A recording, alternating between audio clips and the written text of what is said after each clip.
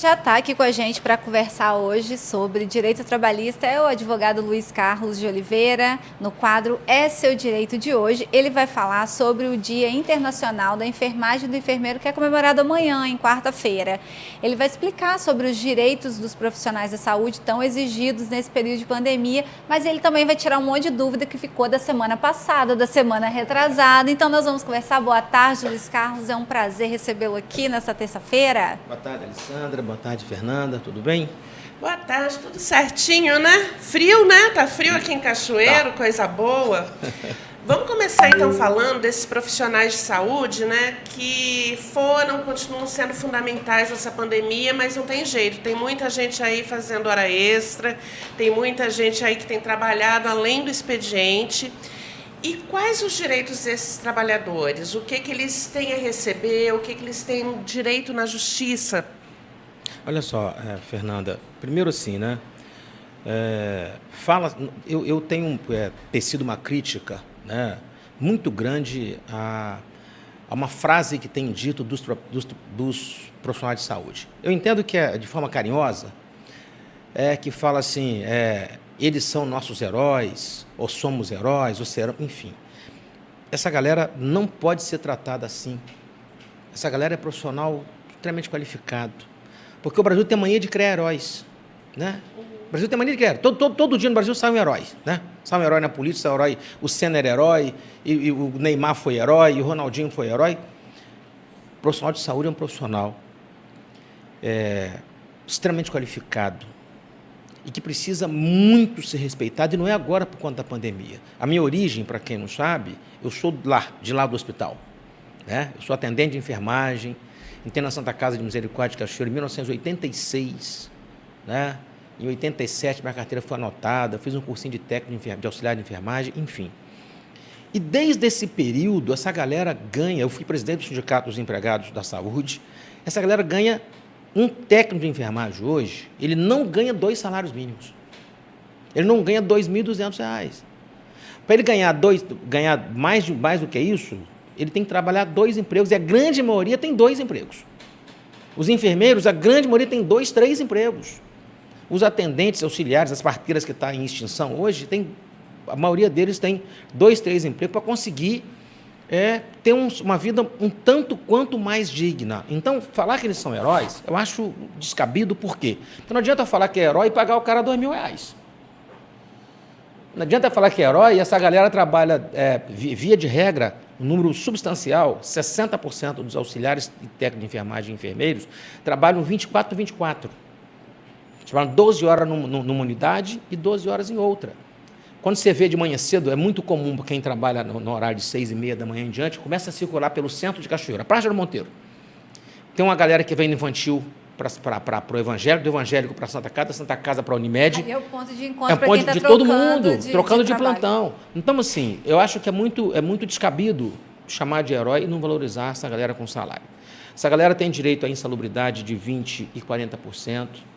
Esse pessoal tem direito às horas extraordinárias de 50% e 75%. Estou falando a partir da Convenção Coletiva de Trabalho dos Trabalhadores da Saúde de nível médio, que aí não engloba aqui os enfermeiros.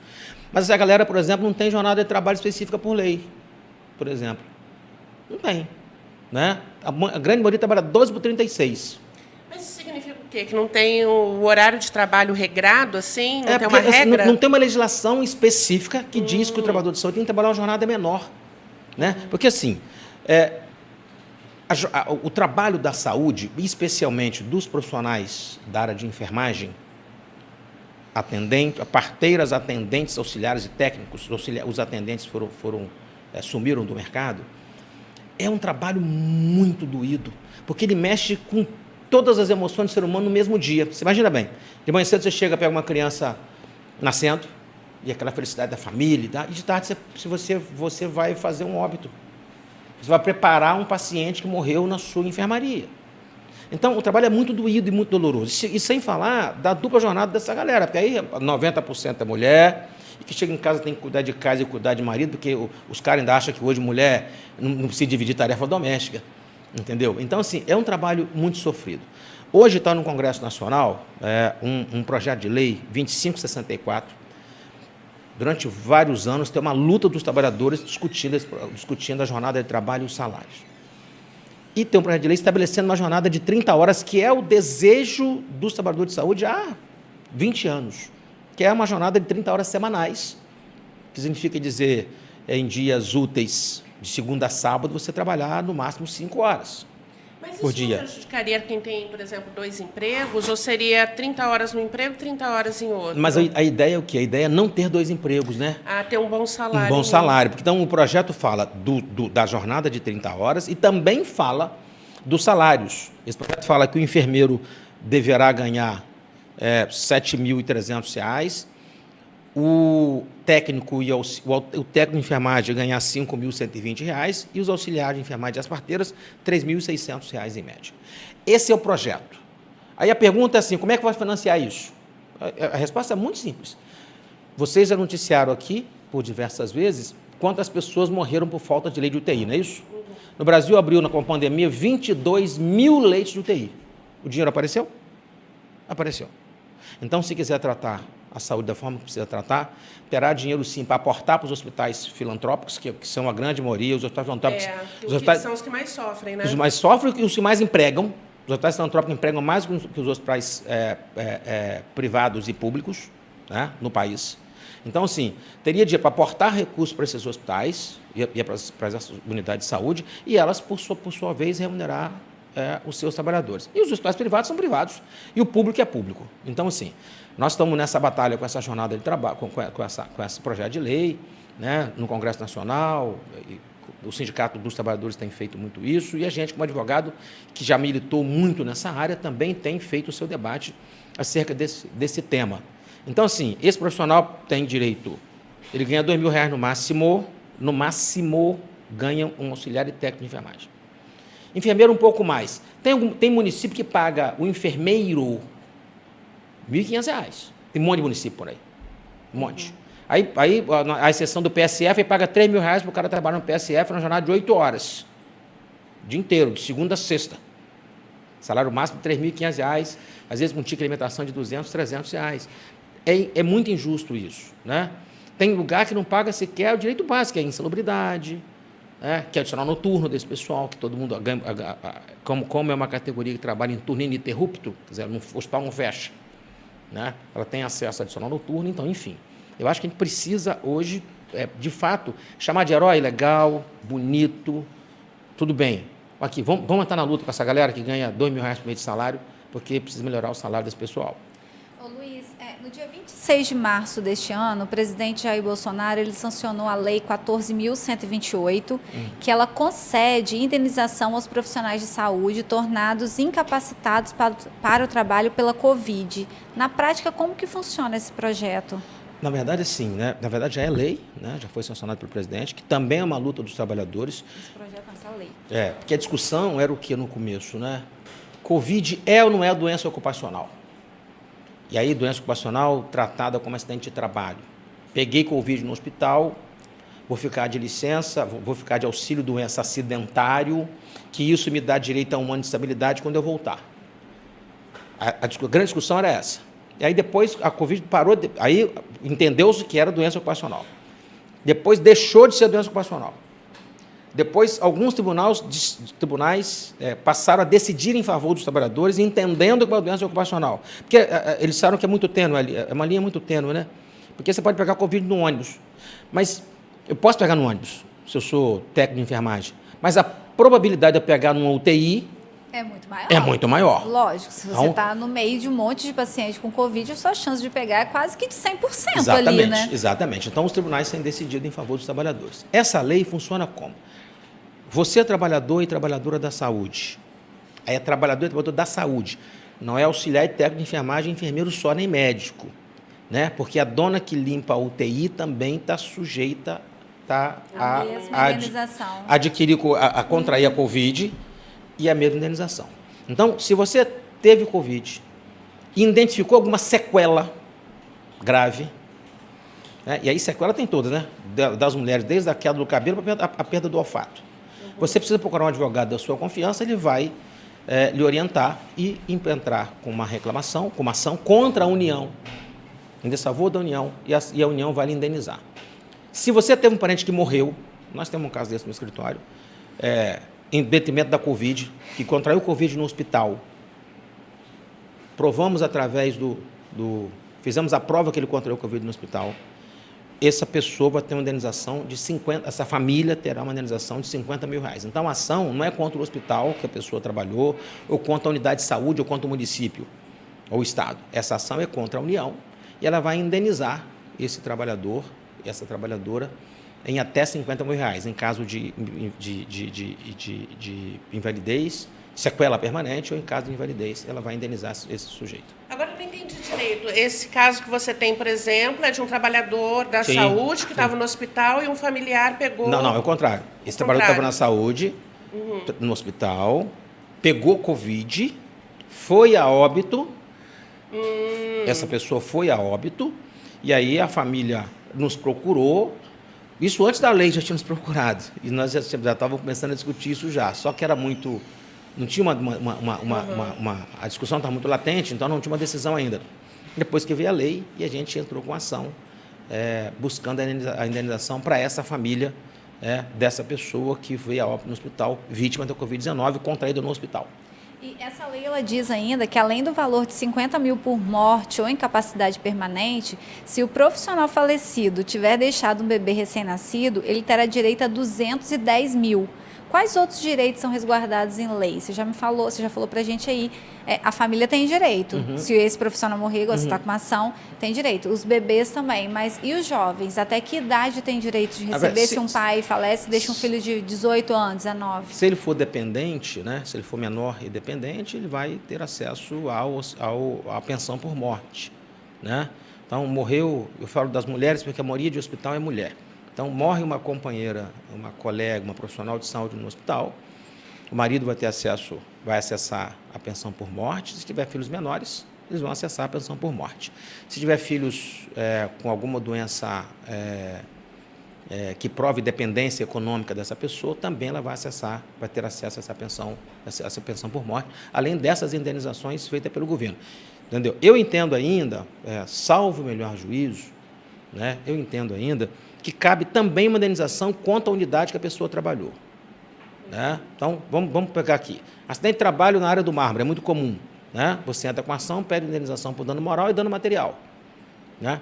E, via de regra, é deferido em favor dos trabalhadores. Nesse caso também da Covid, não obstante essa indenização, dessa legislação que a Alessandra acabou de citar aqui, eu também entendo que ainda cabe também uma ação em desfavor do empregador, né? Porque, no caso, ele tem o dever de cuidado, né? Ele tem o dever de apresentar os EPIs, né? De cuidar da saúde ocupacional, da saúde e segurança do empregado no seu local de trabalho.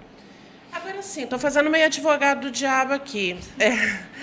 Qual a diferença, por exemplo, de um profissional da saúde pegar Covid dentro do hospital e vir a ter uma sequela ou, infelizmente, perder a vida, para alguma outra doença que ele pode ter sido infectado também dentro do hospital? Não sei, tuberculose, alguma doença infecciosa. Por que a Covid tem esse peso diferente? Assim, eu entendo por conta daquilo que ela representa hoje na sociedade, do modo geral, né? Assim, as pessoas têm dito assim, ninguém fala quem morreu de hipertensão arterial, quem morreu de infarto, que só fala que morreu de Covid. Porque a Covid é o que tem matado pessoas hoje. Via de regra, essas doenças outras, a pneumonia, a tuberculose, o HIV, enfim, o AVC, ele mata. Cotidianamente mata. Mas a Covid tem matado sistematicamente muito mais pessoas do que as outras doenças. Que já são do conhecimento geral. Então, eu entendo assim, que o fato dessas indenizações ser por conta da Covid é por conta de tudo aquilo que ela representa. Ela mata muito rápido. Né? Não tem cura. Dificilmente você vê no hospital, por exemplo, um paciente, um profissional de saúde, morrer de uma doença que ele adquiriu no hospital. Dificilmente. Você pega uma tuberculose e pega. Agora pega menos, né? Porque antigamente não tinha EPI, hoje pega menos. Você pega uma tuberculose e você trata a tuberculose. Você não vai morrer de tuberculose. Entendeu? Você, sei lá, pode contrair por acaso uma hepatite, se não fizer, né, não usar a luva direitinho, né, na hora de puncionar o doente, enfim. Mas você dificilmente vai morrer por conta disso. A Covid não, a Covid mata. Ela tem matado com muita Por exemplo, nós temos hoje no Brasil 646 profissionais de saúde que morreram por conta de Covid. 646 profissionais que morreram por conta de Covid. Né? Então, é muita gente. Mesmo com vacinação. Mesmo né? com vacinação. A vacinação reduziu muito. Hoje, no Espírito Santo, o secretário deu uma notícia, né, de como é que reduziu isso aqui. Aí você pega bem a Covid no profissional de saúde, aí por que precisa ter indenização? Ela atinge 7,5% essa população. Enquanto para as outras categorias, no máximo, chega no máximo a 5%. Né? Então, assim, esse profissional precisa ser tratado de forma diferente, porque ele é um profissional diferente. Ele está na linha de frente, né? E ele está mais afeto a contrair essa patologia. Deixa eu mudar aqui agora um pouquinho de assunto. Na semana passada a gente falou sobre a história da correção do FGTS. Isso. Acredito que um monte de gente veio me perguntar. Imagina. Eu posso receber. Já tem até pergunta aqui também. Vou esperar ela fazer a dela, depois eu faço a daqui. Onde que eu posso receber meu dinheiro? Aí a gente ficou vendo aí que o STF parece que adiou, pediram vista. Explica essa história, esse imbróglio todo pra gente aí. Como a gente conversou semana passada, na verdade, nos últimos 10 dias, é a matéria do momento na rede social, né? Matéria do momento na rede social. Então, sim, no site de direito, toda hora. Os patrocinados, advogados que patrocinam o seu Instagram, o seu Facebook, toda hora. O STF havia marcado para o dia 13 de maio agora, na verdade, há 15 dias atrás, o STF marcou para 13 de maio agora o julgamento da mudança da correção das contas do FGTS. Hoje a conta do FGTS é corrigida pela TR.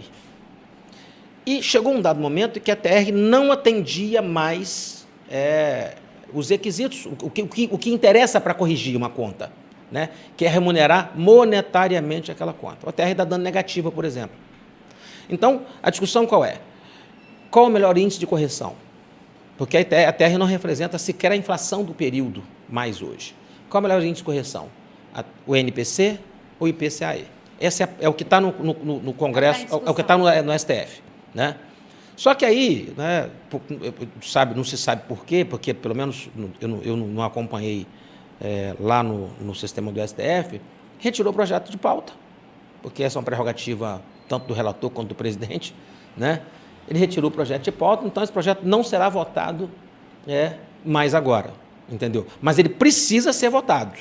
O STF vai precisar se debruçar ainda sobre esse tema. Quem tem direito a essa correção?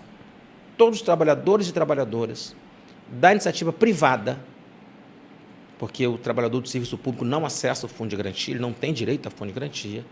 Esse trabalhador que trabalhou de 99 em diante, até 2014, que é o tempo que se está discutindo a correção. Então, sim, se ele é aposentado, estava em 99 trabalhando, se ele está desempregado, se ele trabalhou de 99 a 2000, se ele trabalhou só um período de um ano e meio, 6 meses, todos esses trabalhadores e trabalhadoras terão direito a essa correção, se por acaso o STF entender que precisa mudar a forma de correção do cálculo e do índice de correção das contas vinculadas do FGTS. A Maria da Conceição Oliveira Bispo da Silva, ela quer saber se uma pessoa que foi aposentada por invalidez entre 2000 e 2008 tem direito nessa correção de salário. Sim, Maria, olha só.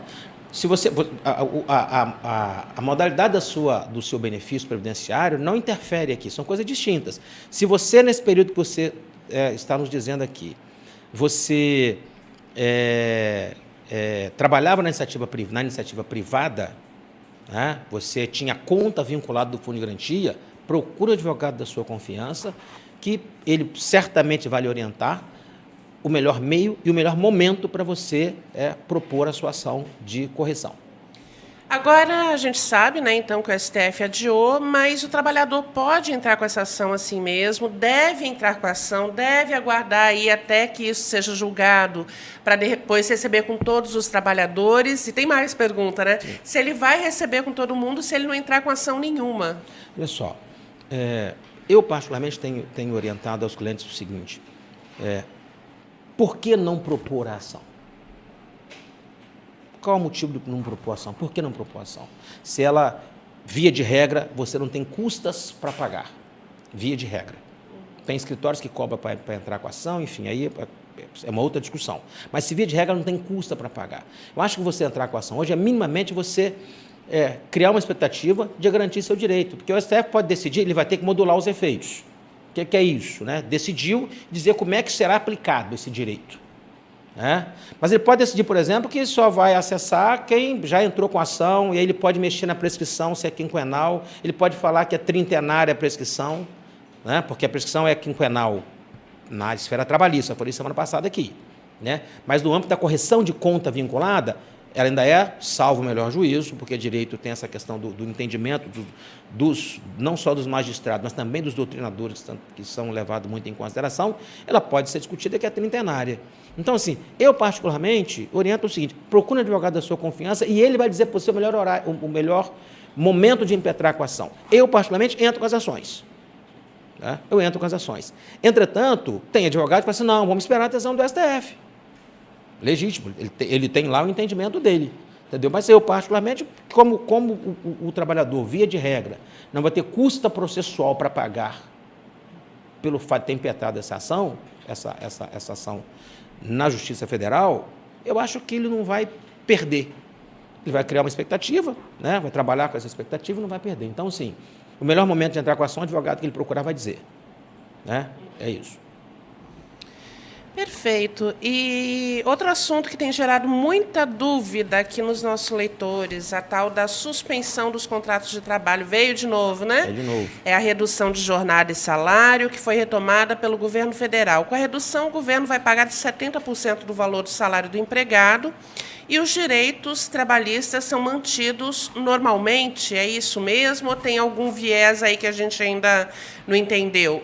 É isso mesmo. Na verdade, não é 70, né? É 25, 50 e até 70. Até 70. Então, é escalonado. Né? Então, essa redução... inclusive, assim, né, estou falando da redução de jornada e redução dos salários. Então, o empregador pode reduzir 25%, pode reduzir 50% e reduzir 70% do valor do salário e da jornada de trabalho, e o governo federal vai chegar lá e vai complementar. Entretanto, tem um detalhe, e que a gente viu muito isso gerou muitas reclamações trabalhistas. Eu entro no programa do governo, reduzo o salário do meu empregado em 70%, mas deixa de home office em casa. Logo, eu quebrei o acordo com o governo, né, e com os trabalhadores. Porque, só para ficar claro, para isso acontecer, tem que ter mútuo consentimento das partes. Né? O empregado tem que ser um acordo individual feito com o empregado, ou você pode fazer um acordo coletivo com o sindicato, ok? Sem problema nenhum. Mas só que se por acaso, o empregador... Porque a gente fala isso aqui porque a gente viu isso acontecer na prática. Né? Eu estava de home office, mas o cara mandava que eu estava em casa trabalhando para ele, fazendo o programa. Eu estava com a redução de jornada, mas eu estava dirigindo particular. Né? Então, existe uma quebra desse acordo e, por conseguinte disso, o empregador terá que indenizar o empregado. Né? Imediatamente quebra esse acordo e terá que indenizar o empregado por aquilo que ele fez de excedente. Agora tem uma pergunta que ela vem lá de Iguaçuí, é uma dúvida que os comerciantes de lá, empresários de lá têm, e mandaram para a gente perguntar. Com essa redução de jornada e o pagamento por parte do governo federal, o funcionário não pode ser demitido. Não. Na empresa que aderiu ao programa. Não pode. Essa empresa, ela tem um excelente funcionário, aquele que chega cedo, se dedica e, de repente, nessa instabilidade, que todo mundo está tendo essa instabilidade, esse funcionário começa a faltar, não trabalha bem, não quer mais produzir bem. Em casos assim, o funcionário pode continuar na empresa ou o patrão pode demiti-lo? Desde que ele consiga preencher os requisitos do artigo 482 da CLT e aplicar uma justa causa nesse empregado. Mas o fato dele ter sido um bom funcionário durante anos e só por conta da pandemia, que deixou todo mundo com o emocional abalado, crise de ansiedade, depressão, aí por um mês ele pode ser demitido por justa causa? Pode. Se preencher os requisitos do artigo 482, desídia, insubordinação, desídia, por exemplo, a falta reiterada ao trabalho é desídia, por exemplo. É falta reiterada ao trabalho. Abandono de emprego, 30 dias sem trabalhar. Né? Claro que o patrão tem que fazer um processinho administrativo, direitinho, notificar o empregado, aplicar suspensão nele, ele assinar a suspensão. Não é nada X. Criar, não é chegar amanhã, eu vou te mandar embora, porque você não veio trabalhar 2 dias, não. Tem todo um procedimento, né? Certamente o advogado dele vai orientá-lo. Mas, assim, não impede dele mandar ele embora. Se ele não está satisfeito com o empregado, mas o empregado não preenche mais os requisitos para aquilo que a empresa deseja e preenche os requisitos para demissão por justa causa, pode demitir por justa causa. Ou, caso contrário, tira o empregado do programa, retorna com ele para o trabalho e demita. Sem justo motivo. A empresa pode manter fora do programa. Pode tirar. Você não é obrigado a manter todos os empregados. Agora eu entendi o que você perguntou. Você não é obrigado a manter todos os empregados no programa. Você pode botar o total da sua empresa ou parte da sua empresa. Agora, tem estabilidade esse empregado que entrou no programa? Tem estabilidade. Quantos meses? Durante o tempo do programa. Sim. Até 4 meses do programa. Uhum. Então, ele tem estabilidade de até 4 meses. Se o programa for de 1 mês só, de 2 meses, de 3 meses ou 4 meses no máximo. E no meio, o empregador ele pode tirar o funcionário do programa e demiti-lo depois? Pode. Tira do programa primeiro e demite, se for o caso. Mas se o empregado descumprir algum dos artigos, das alíneas do artigo 482 da CLT, ele pode, inclusive, aplicar uma justa causa, se for o caso. Caso contrário, retira o empregado do programa e demite o empregado. Sem justo motivo, ele vai acessar fundo de garantia, vai acessar seguro-desempregos e todos os seus direitos trabalhistas. Isso também eu queria tocar nesse assunto. O FGTS, como fica? Ele, por exemplo, vai ser esse 70%, né? Máximo de 70% que é pago pelo governo, isso não vai nada para o FGTS, vai? Não, na verdade, fica suspenso. Sim, é um período de suspensão. Fica suspenso. As empresas ficam desobrigadas, isso está na medida 1046. E o período não serve nem para aposentadoria depois? Não serve, claro. São coisas distintas. Né? Aposentadoria é contribuição previdenciária, normal. Porque quando você está no programa, você, na verdade, você está... você goza de todos os seus direitos como se você estivesse trabalhando. Ticket de alimentação, né? O vale transporte não, porque você não vai estar lá. Entendeu? Mas ticket de alimentação, se você tiver com suspensão... Seguro-doença, se pegar Covid... Isso, exatamente. Todos os direitos normais. Então, você vai acessar, no futuro, no caso de demissão, vai acessar o fundo de garantia mais a multa e o seguro-desemprego. E no caso de aposentadoria, esse tempo todo vai contar para você aposentar-se também.